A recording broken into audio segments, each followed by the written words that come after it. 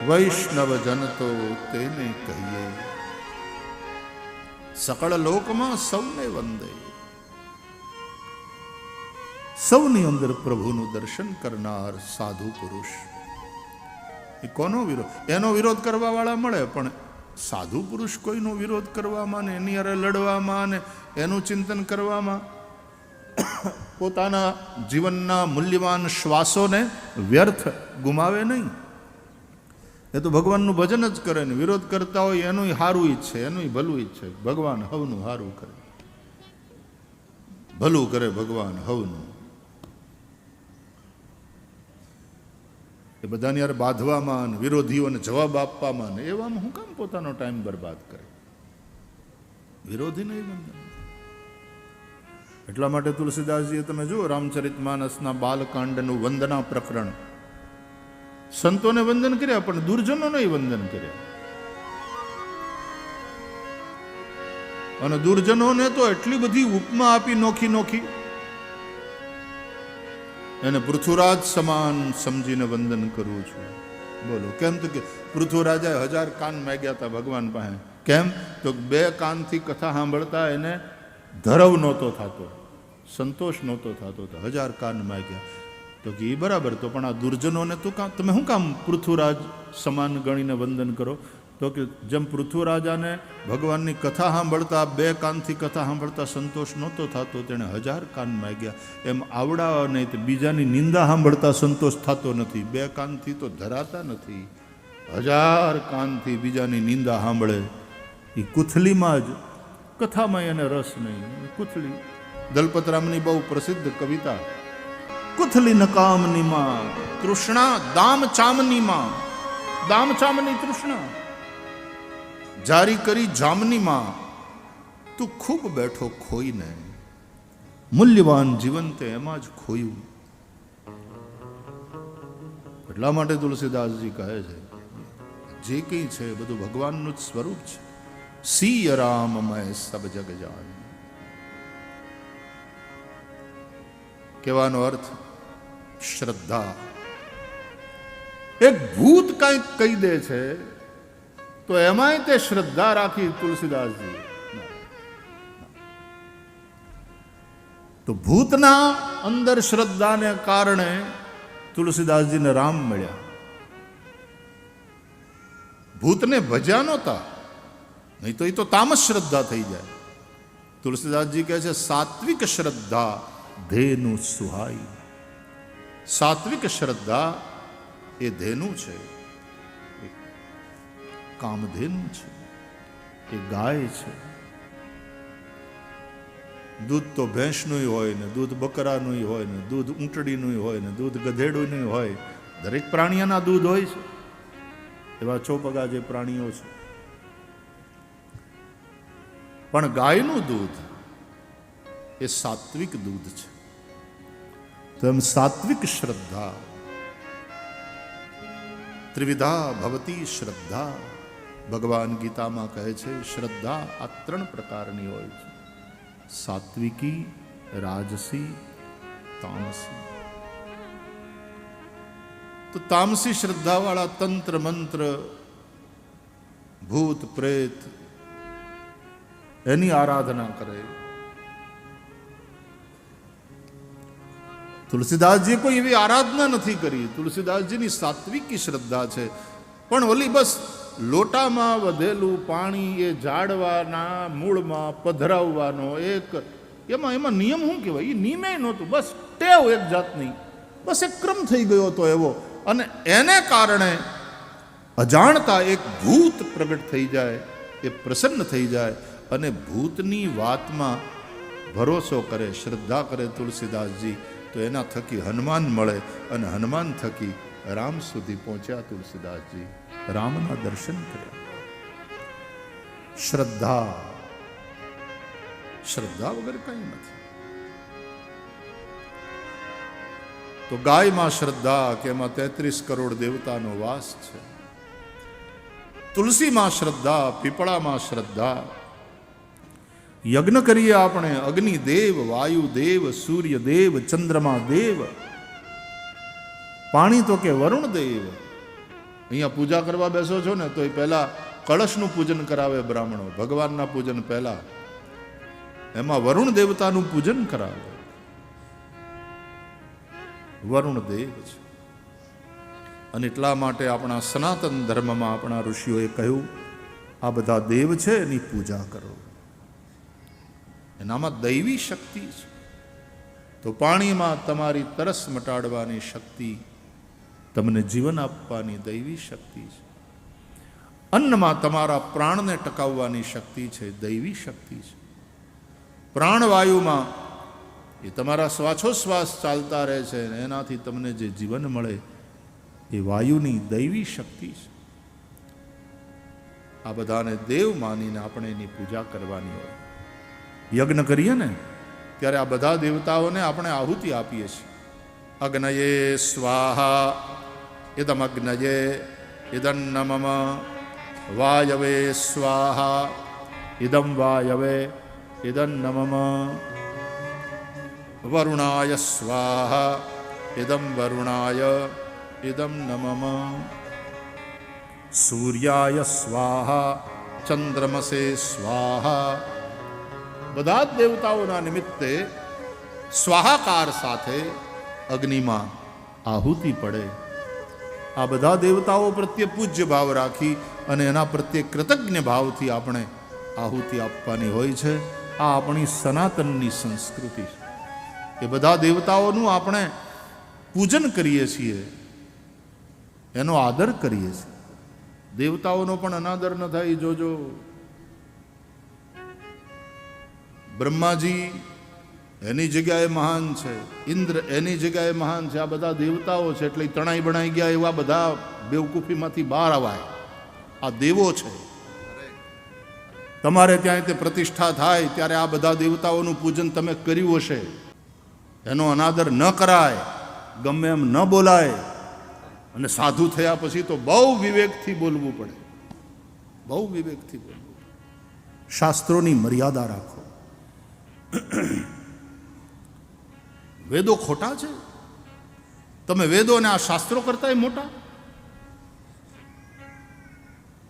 આ દેવતાઓના નિમિત્તે આહુતિ પડે. આ બધા જ દેવતાઓ, એમાંય સૌથી શ્રેષ્ઠ બ્રહ્મા વિષ્ણુ મહેશ, અને એનાથી તે ઉપર એ પરબ્રહ્મ પરમાત્મા છે. અને એક જ છે, એકમ બ્રહ્મ દ્વિતીયમ નાસ્તિ. એટલે અનન્ય ભાવથી આપણા એ ઈષ્ટ જે રૂપમાં આપણે માનતા હોઈએ એનું આપણે ભજન કરવું. ભાગવતમાં કથા છે, પુરાણોમાં કથા છે પ્રમાણે દેવતાઓમાં પણ કામના છે. દેવતાઓને પણ પોતાનો સ્વાર્થ છે. પણ દેવતાઓની હારે આપણે લેતી દેતીનો વ્યવહાર છે. દેવતાઓની કૃપાથી આપણું જીવન ચાલે છે, એની સહાયતા. તો સામે આપણે દેવતાઓને યજ્ઞ દ્વારા આહુતિ આપી આપી અને એને પુષ્ટ કરવાના છે. ભગવદ્ ગીતા, દેવાન ભાવયતાનેન તે દેવા ભાવયંતુ વહ પરસ્પરમ ભાવયંત શ્રેય પરમવાપ્સ્યથ. આવું ભગવદ્ ગીતામાં ભગવાન શ્રી કૃષ્ણે કહ્યું. અને રાધાકૃષ્ણ દેવ તો આપણા આરાધ્ય છે. શિક્ષાપત્રીના પ્રારંભમાં પણ રાધાકૃષ્ણ દેવની વંદના છે પહેલા. અને એ શ્રી કૃષ્ણ ભગવાને ભગવદ્ ગીતામાં કહ્યું છે, સહયજ્ઞા પ્રજા સૃષ્ટવા પુરોવાચ પ્રજાપતિ અનેન પ્રસવિષ્યધ્વમ એષવો સ્ત્વિષ્ટ કામધુક દેવાન ભાવયતાનેન તે દેવા ભાવયંતુ વહ પરસ્પરમ ભાવયંત શ્રેય પરમવાપ્સ્યથ. આ રીતે તમારું શ્રેય થશે, તમારું કલ્યાણ થશે. આપણે આપણા આરાધ્યની વાતને જ ન માનીએ. હું માનું એ ધર્મ, હું કહું એ ધર્મ. ધર્મને માનવાનો છે. આપણે માનીએ એ ધર્મ, એ માન્યતામાંથી બહાર નીકળવાની જરૂર છે. माना हुआ धर्म नहीं, जो धर्म है वो मानना. वेदों ने जो कहा है वो मानना, गीता ने जो कहा है वो मानना, रामायण ने जो बताया वो मानना. મૂળ શિક્ષા મૂળ શિક્ષાપત્રીએ જે કહ્યું એ માનવાનું છે, એ ધર્મ છે. આજે આપણે ધર્મને તો તોડી મરોડી નાખીએ છીએ. આપણને મન ફાવે એમ પછી લખીએ ને પછી ઓલું કરીએ. જલિયાણ બાપાને ત્યાં ગુણાતીતાનંદ સ્વામી પધાર્યા, ઇતિહાસ છે, ઇતિહાસ બરાબર. પણ એ સંતોનો પરસ્પર ભાવ, પરસ્પર એનું હેત. અને ગુણાતીતાનંદ સ્વામીને જલારામ બાપા એમ કહે કે આપ પધારો ત્યાં. એ તો રોટલો દેવા માટે બેઠા હતા ને જલારામ બાપા, ગૃહસ્થ અને ભોજલરામ બાપાના શિષ્ય. પોતાના ગુરુની આજ્ઞા, રોટલો નહીં ખૂટે, જા ખવડાવ બેટા બધાને. અને પોતાના સદગુરુના એ ભરોસે જે અન્ન ક્ષેત્ર આજ દી સુધી હાલે, અને આજ દી સુધી હાલે એ તો બરાબર, એક પૈસો લીધા વગર હાલે. ત્યાં પૈસો મૂકવાની મનાઈ, આ ભરોસો. અને કોઈ ભૂખ્યું ન જાય. તો આવા જલારામ બાપા જેવા એક સાધુ પુરુષ, એ તો ગુણાતીતાનંદ સ્વામીને પણ મળે તો આટલા હેત થઈ કે સ્વામી પધારો, આપ પ્રસાદ લે. અને ગુણાતીતાનંદ સ્વામી પધારે પણ ખરા, એ પ્રસાદ પણ લે. અને સ્વાભાવિક રીતે, અરે બ્રાહ્મણ દયા પ્રભુની કરવા જાય ને, અને કોક આમ ચપટી લોટ આપે, એના બોઘરામાં નાખે, તોય બ્રાહ્મણ સ્વસ્તિ કહીને આશીર્વાદ આપે છે. સાધુ તમારે ત્યાં આવે એટલે એ કાંઈ મફતનો રોટલો ખાઈને જાય નહીં, એ તો આશીર્વાદ આપવાના જ. પણ જલારામ બાપાએ એ ભાવ જે પ્રગટ કર્યો ગુણાતીતાનંદ સ્વામી પ્રત્યે, એમાં જલારામ બાપાનો ભાવ, એક ગૃહસ્થ સાધુ પુરુષનો ભાવ પણ પ્રગટ થાય. પરસ્પરમ ભાવયંતઃ. આપણે હું કામ વિવાદ કરીએ છીએ ખબર નહીં. ચોપડા હાચા લખજો, હાચા લખજો. ઇતિહાસ છે, ઇતિહાસ છે, એ હાવ સાચી વાત. પણ એક ઐતિહાસિક તથ્ય હોય છે અને એક એની પાછળનું સત્ય હોય છે. એક વાત કરીને પછી મારી વાત પૂરી કરું. આમાં કાંઈ હું ખાલી તથ્યની અને સત્યની વચ્ચે હું ફરક હોય છે એના માટે ખાલી આ વાત કરું છું. એક ઠેકાણે હવે અમારે કથામાં ક્યાંક જવાનું હોય, ક્યાંક કોઈ કાર્યક્રમમાં જવાનું હોય, તો ગાડીઓ તો તમારી હોય, તમે લઈને આવો, તમે લઈ જાઓ, તમે મૂકી જાઓ, આ બધું તમે કરતા હો. તો એક જ દિવસનું પેલું હતું કાંઈક ને, મારે એ લોકોએ પ્લેનની વ્યવસ્થા કરી, વળી સુખી માણસ એટલે પ્રાઇવેટ પ્લેનની વ્યવસ્થા કરી. એટલે કે આમાં તમે આવી જજો અને પછી એ જ પ્લેન પાછું તમને મૂકી જશે. ભલે જે રીતે વ્યવસ્થા હોય એ રીતે.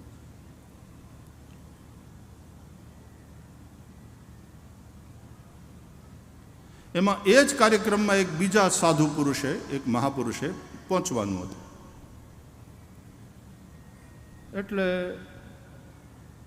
મને ત્યાંથી પાછો ફોન આવ્યો કે તમે જે પ્લેનમાં આવો છો એમાં જો જગ્યા હોય તો આમને પણ હારે લેતા આવો તો એ પણ પહોંચી જાય.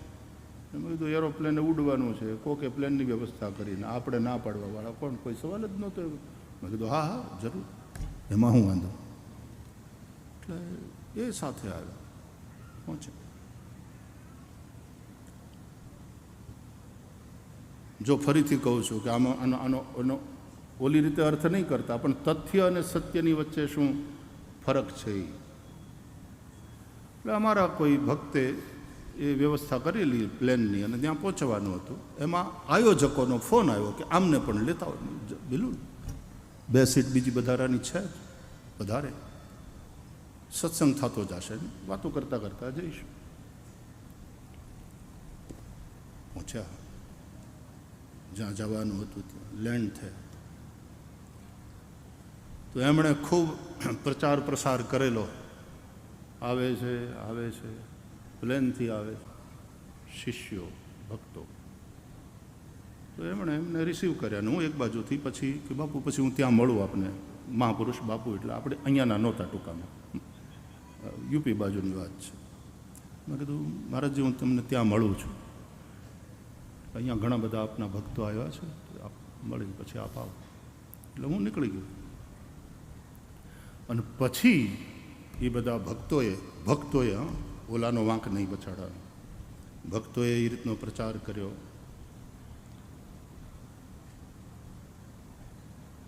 કે ગુરુજી, સ્વાભાવિક છે ને પોતાના ગુરુજી માટે હોય ભાવ, ગુરુજી પ્રાઇવેટ પ્લેનથી પધાર્યા. સેંકડોની સંખ્યામાં ભક્તોએ સ્વાગત કર્યું ગુરુજીનું એરપોર્ટ ઉપર. સાથે ભાઈશ્રી પણ હતા, ગુરુજી એમને પણ લેતા આવ્યા.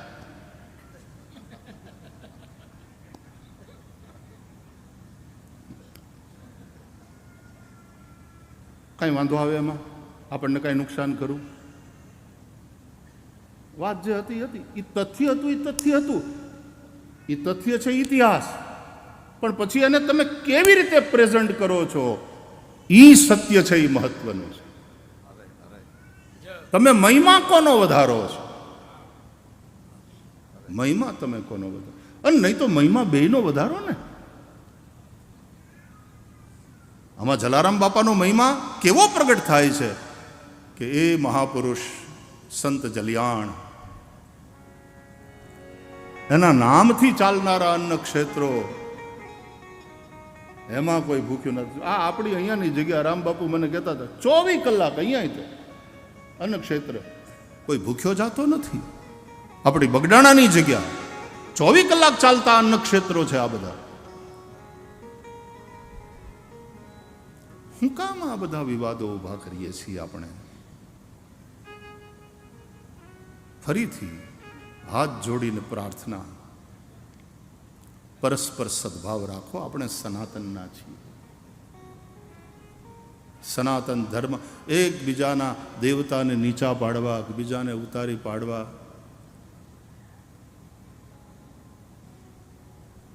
સર્વ હોય તો હું સર્વોપરી કહેવાઉં ને. સર્વ વગર સર્વોપરી ક્યાંથી? એટલે સર્વને સાથે તો રાખવા પડે, પણ એમાં એનો વાંધો નહીં. હું ફરીથી કહું છું કે આપણને આપણા ઈષ્ટ પ્રત્યે અનન્ય ભાવ હોવો જોઈએ. ભક્તિમાં અનન્યતા અને જ્ઞાનમાં સમતા, સમાનતા, સમદ્રષ્ટિ. સમદ્રષ્ટિને તૃષ્ણા ત્યાગી, પરસ્ત્રી જેને માત રહે.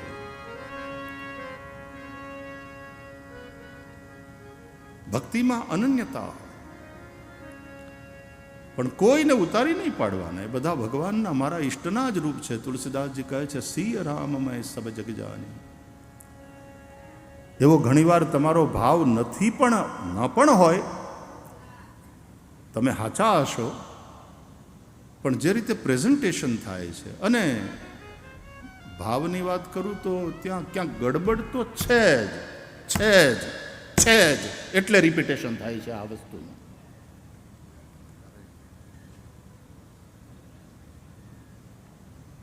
બીજાને ઉતારી ન પાડો, બીજાને નીચા કરીને ન દેખાડો. હવે તો પૂરું થઈ ગયું છે બધું, પણ હું આમ બહાર હતો લગભગ મહિનો, હવા મહિનો, પછી મને ખબર પડી અહીંયા આવ્યો કે અહીં તો આવું બધું ચાલ્યું. ફરીથી કહું છું, બધા જ સંપ્રદાયો એ સનાતનની સમૃદ્ધિ છે. આપણા ઈષ્ટ પ્રત્યે આપણે અનન્ય ભાવ રાખીએ. વૈષ્ણવને શ્રી કૃષ્ણ પ્રત્યે અનન્ય ભાવ હોય છે, શૈવને શિવજી પ્રત્યે અનન્ય ભાવ હોય, શાક્તને પોતાની પરાંબા માં ભગવતી પ્રત્યે અનન્ય ભાવ. અને એટલા માટે તમે દેવી પુરાણ, ભગવતી ભાગવત વાંચો તો એમાં દેવી સર્વોપરી છે, સર્વોપરી છે દેવીમાં. બ્રહ્મા વિષ્ણુ મહેશ બધા એને ભજે છે. શિવ પુરાણ વાંચો તો શિવ સર્વોપરી છે, શિવના જ બધા અવતારો છે. શિવ સર્વાવતારી છે, શિવ સર્વોપરી છે. વાંચો શિવ પુરાણ. વિષ્ણુ પણ સામે હાથ જોડીને ઊભા રહે છે, બ્રહ્મા સ્તુતિ કરે છે, બધા જ દેવતાઓ મહાદેવને વંદન કરે. એ જ પ્રકારે તમે શ્રીમદ ભાગવતને જ્યારે વાંચો છો ત્યારે અહીંયા ભગવાન વિષ્ણુ સંબંધી આ પુરાણ છે, શ્રી કૃષ્ણ સંબંધી પુરાણ છે, એ સર્વોપરી છે, બીજા બધા આજુબાજુ છે. પણ તત્વથી આ બધું એક જ છે, ભેદ ન કરશો. તત્વ એક જ છે. એકમ સત વિપ્રા બહુધા વદંતી. એ સત્ય એક જ છે. સૌ એને જુદા જુદા નામે પુકારે છે, જુદા જુદા રૂપે એને ઉપાસે છે. તમારો ભાવ ખોટો નહીં હોય, હું એમ માની લઉં છું, પણ તમે જે ભણ્યા છો, કે તમે વાંચ્યું છે, કે તમને જે શીખવાડવામાં આવ્યું છે, એ ક્યાંક ને ક્યાંક બોલવામાં, તમારા વ્યવહારમાં પ્રગટ થઈ જાય, ત્યાં પછી તકલીફ થાય છે. તો નહીં, આવું નહીં કરવાનું. બધા જ સનાતન ધર્માવલંબીઓ પણ પૂરા શિક્ષા પત્રી પ્રત્યે શ્રદ્ધા, માન, ખૂબ સારું કામ કર્યું. ભગવાન સહજાનંદ સ્વામી મહારાજે કેટલું સરસ લોકોને નિર્વ્યસની બનાવ્યા, કેવી રીતે લોકોને ભગવાન તરફ વાળ્યા. અને શિક્ષાપત્રીમાં રામાનુજાચાર્યનું વિશિષ્ટાદ્વૈત દર્શન, એ અમારું દર્શન છે, આવું સ્પષ્ટ લખ્યું. રાધાકૃષ્ણ દેવ ઉપાસ્ય છે, એવું સ્પષ્ટ લખ્યું. ભાગવતમાંથી કોને માનવું, ભગવદ્ ગીતા, બધી એકદમ સ્પષ્ટ વાતો ભગવાન સહજાનંદ સ્વામી મહારાજે લખી છે. આપણે એમાં ઘાલમેલ ન કરીએ. જે શુદ્ધ છે એને શુદ્ધ રહેવા દે. દરેક આચાર્ય મહાપુરુષોએ ખૂબ ઉપકાર કર્યા છે આપણા ઉપર, આપણે એના ઋણી છીએ. શ્રી આદ્ય શંકરાચાર્ય ભગવાન હોય, ભગવાન રામાનુજાચાર્ય હોય, મહાપ્રભુ શ્રી વલ્લભાચાર્યજી મહારાજ હોય, નિંબાર્કાચાર્યજી હોય, મધ્વાચાર્યજી હોય, સૌએ અલગ અલગ મત પોતાના શાસ્ત્રને આધારે મૂક્યા છે. અને એ જ રીતે સહજાનંદ સ્વામી મહારાજે સેવાની પરંપરામાં તો કે વલ્લભ સંપ્રદાયની અનુસાર દર્શન, બોલે રામાનુજાચાર્યજીનું જે વિશિષ્ટાદ્વૈત દર્શન છે એ અમને માન્ય છે. આવું સ્પષ્ટ બધું માર્ગદર્શન સહજાનંદ સ્વામી મહારાજે કર્યું છે.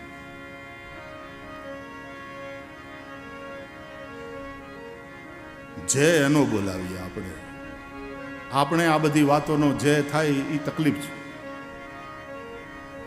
બોલ લક્ષ્મીનારાયણ દેવની જય, રાધા કૃષ્ણ દેવની જય, નર જય, દ્વારકાધીશ ભગવાનની જય, શ્રી વૃંદાવન બિહારી લાલની જય, સહજાનંદ સ્વામી મહારાજની જય. જય થાવ, ધર્મની જય થાવ, સદભાવની જય થાવ. સાવધાન, સંભલો. પુસ્તકો થોડા બદલાવવા પડે તો બદલાવો. ચોપડા એને પોતાને ત્યાં તોની પરંપરા કેવા વિરક્ત સંતો પ્રત્યે અનુરાગ. બાપુ પધારો, સ્વામી પધારો, આપ પ્રસાદ લો. અને ત્યાં પ્રસાદ લે ને સામેવાળાનો એવો ભાવ જુએ એટલે સાધુ પુરુષ આશીર્વાદ પણ આપે. પણ આપણે જો એમ બતાવવાની કોશિશ કરીએ કે આ બધું અમારે લીધે, ત્યાં તકલીફ થાય.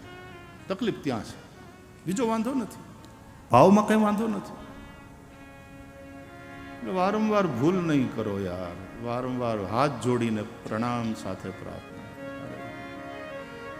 સનાતનનો મહત્વનો સંપ્રદાય છે આપણો, ખૂબ કામ દેશ વિદેશમાં કર્યું. સહજાનંદ સ્વામી મહારાજે જે કહ્યું છે એ મુજબ કરો, એ મુજબ ચાલો. અમે માનીએ ઈ ધર્મ એમ નહીં, ધર્મ કે એને માનો. ભગવાન સહજાનંદ સ્વામી મહારાજે કહ્યું છે એને માનો, એ વાતને માનો. કૃષ્ણ પરમાત્માએ આપણને જે કહ્યું છે ભગવદ્ ગીતામાં એ માનો. અમે માનીએ એ ધર્મ એમ નહીં. તસ્માત શાસ્ત્રમ પ્રમાણંતે કાર્ય વ્યવસ્થિત. શાસ્ત્ર પ્રમાણ છે. અને ભગવદ્ ગીતા એકમ શાસ્ત્રમ દેવકી પુત્ર ગીતમ. કોઈ એકને પકડી રાખો, ભગવદ્ ગીતા પકડી રાખો, એકે હજારા. એકો દેવો દેવકી પુત્ર એવ. અનન્ય ભાવથી દેવકી પુત્ર શ્રી કૃષ્ણને ભજો છો તો શ્રી કૃષ્ણને ભજો, ભોળાનાથને ભજો છો તો ભોળાનાથમાં પૂરી શ્રદ્ધા. એ તમારા માટે સર્વોપચારી, સર્વોપરી ને સર્વાવતારી ભોળાનાથ. માતાજીને ભજતા હોય તો આપણી માં પરાંબા ભગવતી આપણા માટે સર્વોપરી, અને એ જ જુદા જુદા રૂપે પ્રગટ થાય. માં કાળી ને કલ્યાણી હો માં, જ્યાં જોઉં ત્યાં જોગમાં. એ માને પહેલા તે યુગમાં જાણી મોરી માં, જ્યાં જોઉં ત્યાં જોગમાં. આપણા સનાતન ધર્મમાં પંચદેવોપાસનાની વાત છે. 5 દેવો: સૂર્ય, ગણેશ, પરાંબા ભગવતી માતાજી, ભોળાનાથ અને વિષ્ણુ ભગવાન. આ પંચદેવો સનાતન ધર્મમાં